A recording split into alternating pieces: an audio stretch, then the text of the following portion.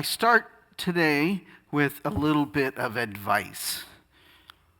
If you find yourself teaching this passage with a bunch of young people, teenagers, let's say, maybe even you're on retreat with a bunch of teenagers, and maybe even it is the culminating talk of the retreat, and you're at the campfire, and everybody's really pulled together, and you're trying to solidify that theme, and you begin to teach this passage, and amidst all the, I was hungry, and you gave me something to eat, I was thirsty, and you gave me something to drink, you mistakenly say, I was naked and you visited me. That is going to lose the teenager crowd.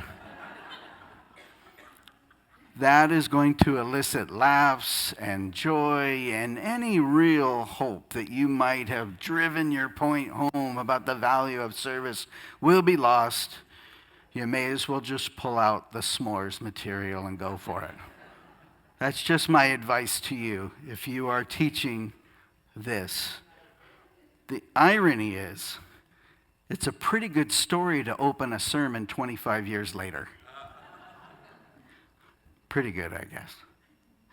Matthew 25, somewhat familiar passage. I think probably people who have journeyed for a bit with their Bible and happened on this. It's a significant teaching from Jesus in Matthew. Pretty straightforward too.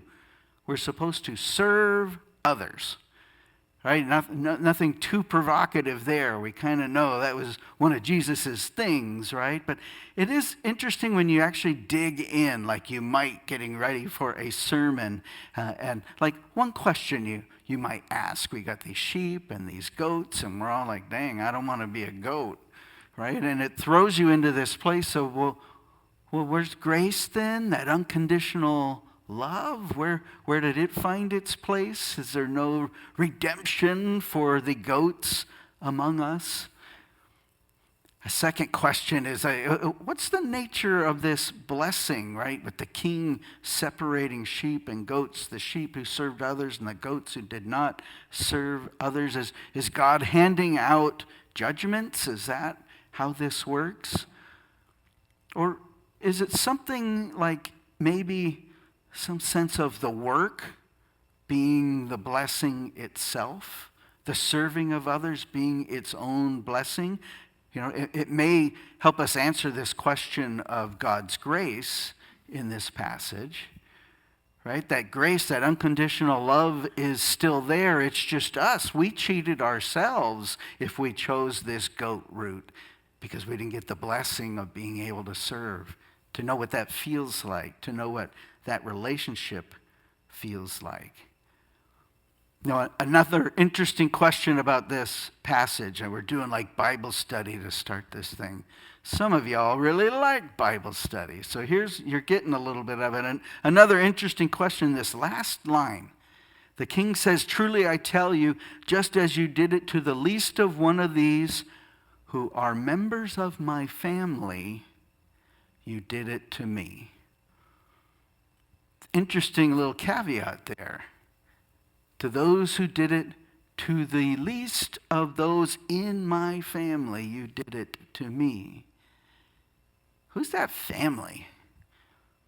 Would that be the Christians? Is it the Christian family? Is he implying that this king's family is just Christians? Right? And you know, we know the king is supposed to be talking about God and God's kingdom, meaning the whole world. So is he talking about just the Christians, or was he really implying the king's family, God's family being all of humanity? Are we to only serve the least of just the Christians? It's an interesting distinction to me. As I'm reading it, I'm like, oh, well, that's disappointing. You complicated this, Matthew. You know, you got it in there. And Matthew, for those of us who study our Gospels, we know he's a little more hierarchical. He's a little more tied to the Judaic origins. So these kinds of distinctions sometimes are a little easier for him, but it's, to me, a little bit of a scary distinction because we're creating this kind of separation, this illusion of a hierarchy amongst humanity, that one is better than another.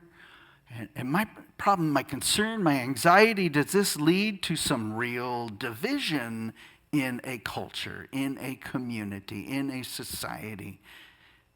A division where everybody thinks, well, they're in the right? We're in the king's family. You're not in the king. Well, you know why you're not in the king's family. It's because you do this. Well, wait a minute. I'm in the king's family because I do this. And then you can see how the divisions would start, and it may look a little bit like our culture looks today. I don't know. But I would put this passage up against a story maybe from Luke's gospel, the story of the Good Samaritan.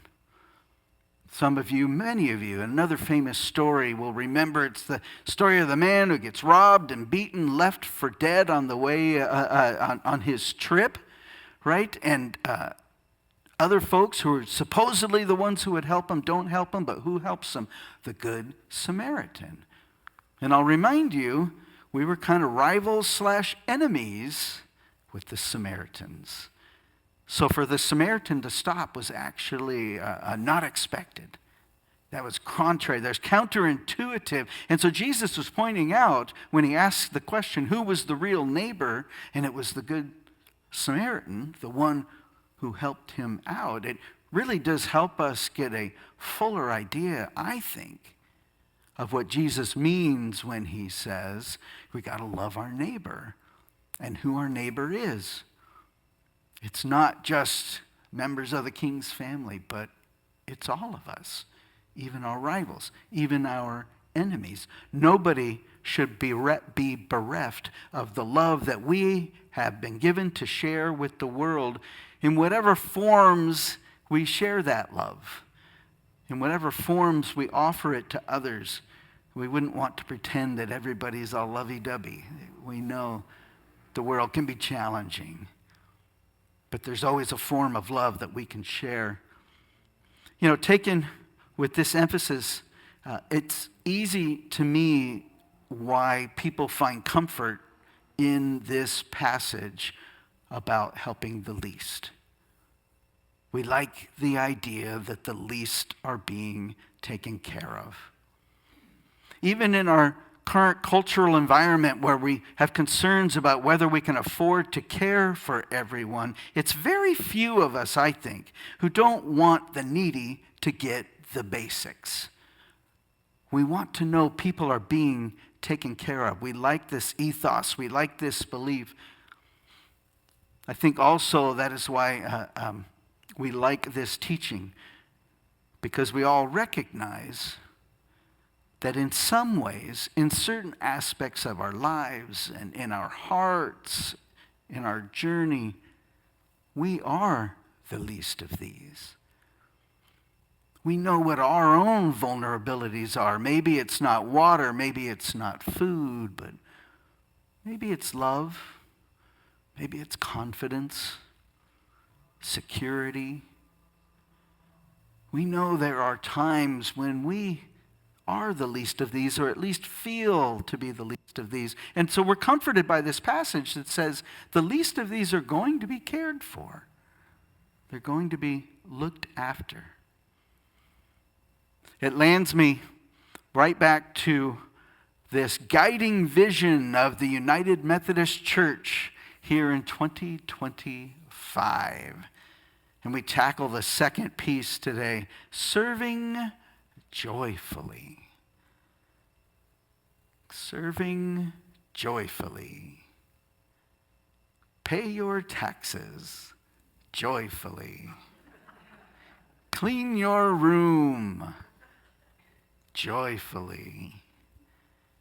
Do all the detail work joyfully. Doesn't it feel a little bit like that serving? Wait a minute. Okay. You know, we do it because we're supposed to, but don't put this marker on it. I don't have to be happy about it. Am I right? Aye. clearly we're being urged by the United Methodist Church, and through this passage really from Christ, from Christianity, to serve others. So in the journey, it took me to a story of my own life. I did a lot of youth work. I was one of those, for a while I thought I might be a lifer. You know, that was what I was going to do. That was my calling. And then I got tired of sleeping on the floor at lock-ins. Got to recognize your call. But one year, many years back, I'm in the 90s, right, when Nancy was doing her work here with your youth, and we would go and take our church youth to Sierra Service Project, which I think you did a few times. I think that is part of your history here, yeah, right? Sierra Service Project, great program. You go off and you work on Native American reservations. You do work on their homes to get them more safe, get them more sealed and protected. And you learn about another culture too, which is kind of cool. Well, I remember when I first learned about Sierra Service Project, and I was reading through, and I says, oh, and look, they pay you $150 to go to this thing. Then you read a little further, and like, oh no, you pay them $150 for the capacity, for the ability to go and serve. So I ended up, I thought, well, this will never work. But then I ended up at a church that goes every year, right? So I start going, and I'm, okay, I get this.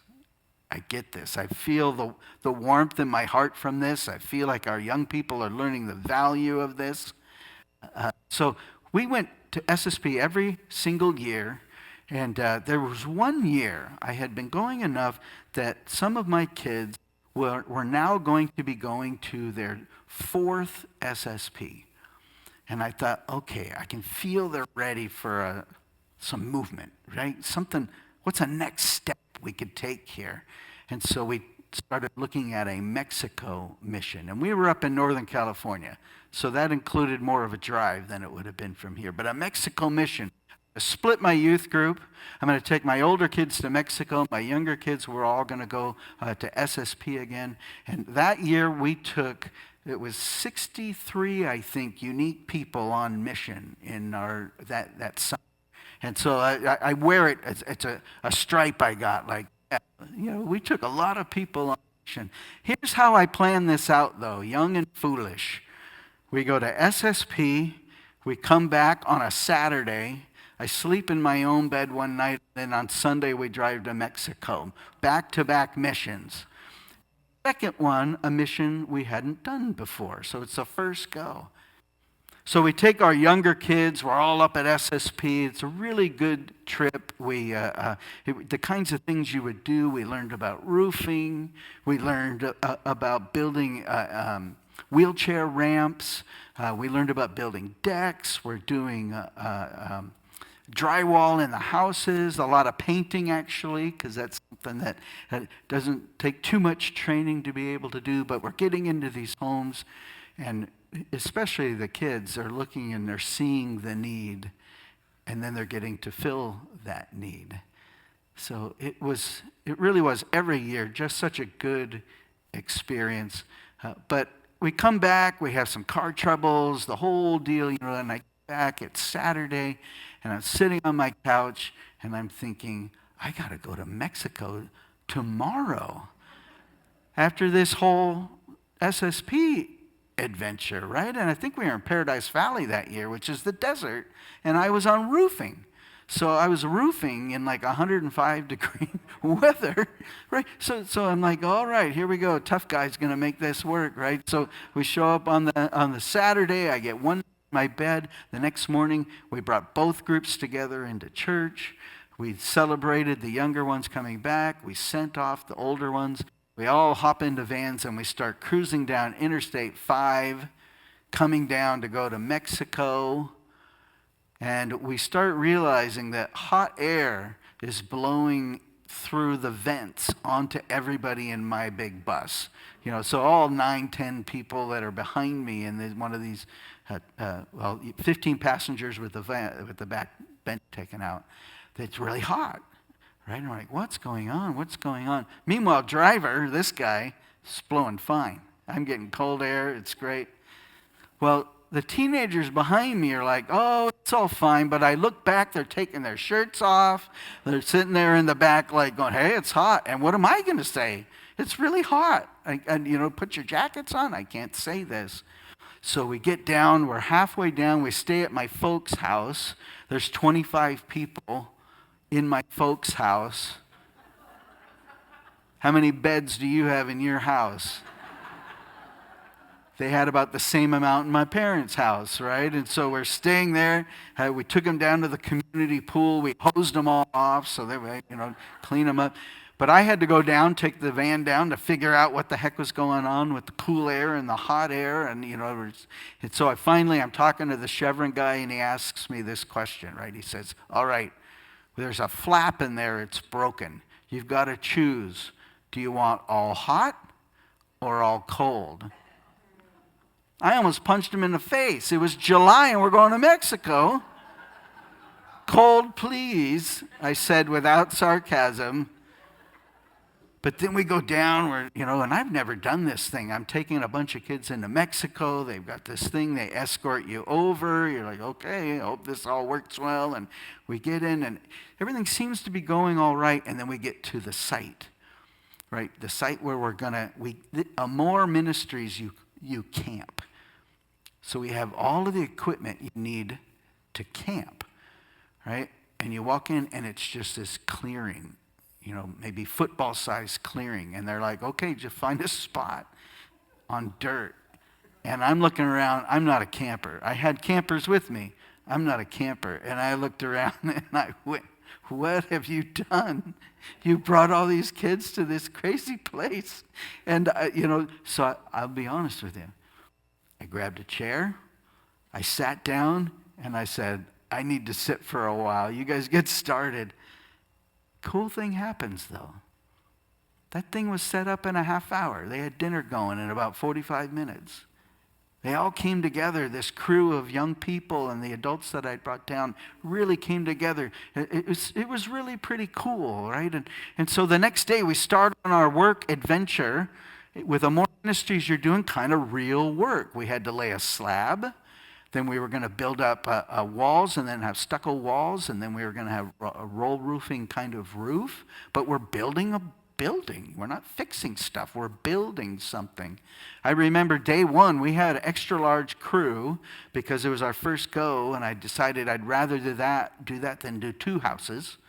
Right? So we get about 2/3 done with this slab that needs to be built, and it starts getting dark, and I'm looking at my kids again, figuring we got to drive back to our work site, and I foolishly asked the workers, I said, well, can we stop at 2/3 and then we'll do the rest of the slab tomorrow? Any builders out here? How dumb a question was that one right there? You start a slab, you got to finish the slab. That's just how it works, right? But we hammer it out, and we're doing the thing, and we're mixing concrete. Next day, we get our structure together, and we're putting all the things in, and we're climbing on the roof, and we're putting all the roofing on. We do the stucco. It was just an amazing adventure because we thought we had seen need on the Native American reservations, right? We thought that was real need. Then we went to Mexico, and we're like, holy smoke. There are houses that had garage doors, likely from up here in the States, that were roofs that they had just put on the top of what was going on. And obviously, you're not going to seal a house that way. You're just sort of shielding yourself. And it was such an eye-opener. I remember distinctly at our work site, they pointed to a big, tall fence that we were maybe 50 yards away from. And they said to me, that's America. It was the weirdest thing because we have such a huge distinction between Mexico and the United States, and then to be staring at the literal distinction, which was just this tall fence that we, as human beings, decided should go there. It was just such an eye-opener to the way our world has worked and the way it's been established. But we had a great time. We were camping in the evening and cooking, and then we were working all day. We got this house pieced together. We ended up coming back on schedule, which was cool, and had a little fun on the way home. Went to Laguna Main Beach, played a little basketball even, got all the way home. And I remember after the first week, I was like, I need a break. I got to take a couple of days. When we finished the second trip, got back on a Saturday, had church worship on a Sunday, I showed up to work Monday morning, ready to go. I think there's some secret that Christians have, and some other groups too, but we Christians, we're kind of focused on it a little bit. This secret is we know the joy in serving others. We know the blessing that comes to us when we serve others. We know the best way to get a blessing is to be a blessing. So when I see something like we need to serve joyfully, I don't hear it with that sort of odd connotation. You need to clean your room joyfully. You need to get your house in order joyfully. You need to take your car into the mechanic joyfully. I don't hear it like that. I hear it as a reminder of the joy that comes from being part of the team that delivers joy, that delivers wholeness, that delivers healing, that delivers love to the rest of the world. We know there's joy in recognizing and being, of having an experience of being part of the body of Christ. And the empowerment that comes from feeling that, well, I'm not just working alone here. I'm part of this movement that's blessing this world, that's building this kingdom, that's strengthening the love with which God has given us to share. Serving joyfully. It can feel like a command, but we know differently, don't we? Amen.